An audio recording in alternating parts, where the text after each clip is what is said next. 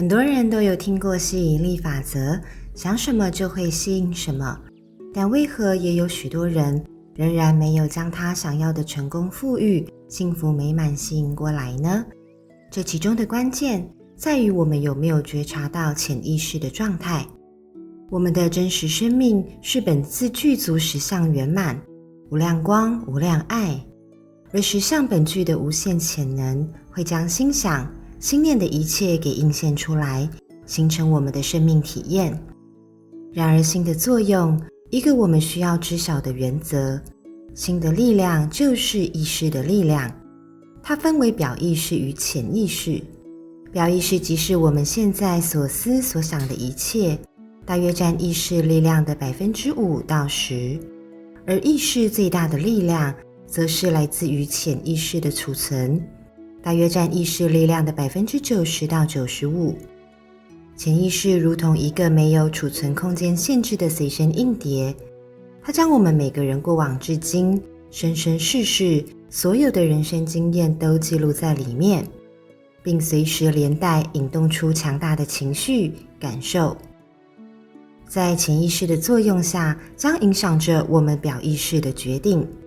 因此，当我们使用吸引力法则想要吸引幸福，却迟迟不见它的到来，并非吸引力法则不奏效，而是我们的潜意识里面储存了太多负面讯息、不好的经验，以致当我们头脑说我要幸福，但内心深层却可能带着强烈的匮乏感，认为自己不够好，不配拥有幸福，或是带着恐惧不安，害怕幸福稍纵即逝。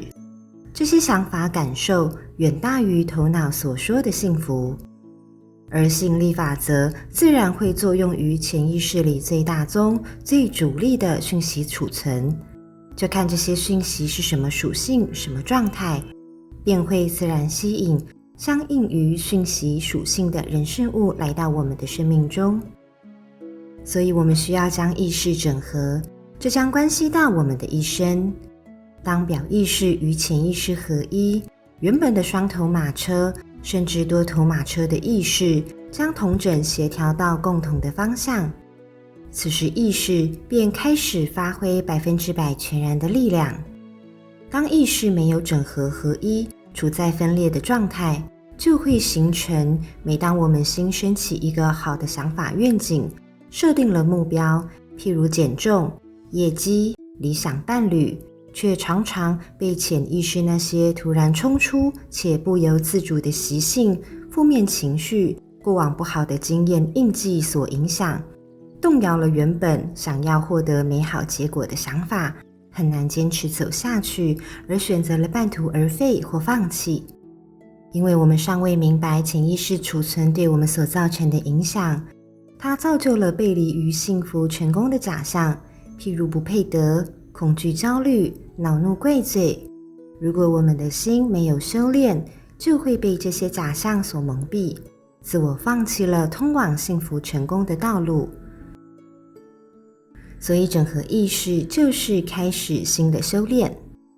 当我们选择了那唯一的他作为伴侣，应该要幸福和乐地走完一生。但事实是，许多彼此潜意识潜藏的印记与习性都在婚后才陆续显露出来。因此，那希望带给自己跟伴侣幸福的承诺，在婚后将来的40-50年才是真正坚定幸福的开始。所以为何在整合意识的过程，坚定锚定于初心的美好愿景是非常重要的。不论我们希望的美好人生结果是什么，能够坚定初心而恒持去超越自己潜意识负面习性、情绪、印记，直至愿景实现的人，都是不可思议、令人称扬的成功者。他们同时也是将新的修炼融合于生活历程中，在实现理想人生愿景之际，也培养了新的品质，扩展心量，善于操作新的力量，而体现了心想事成的大力量。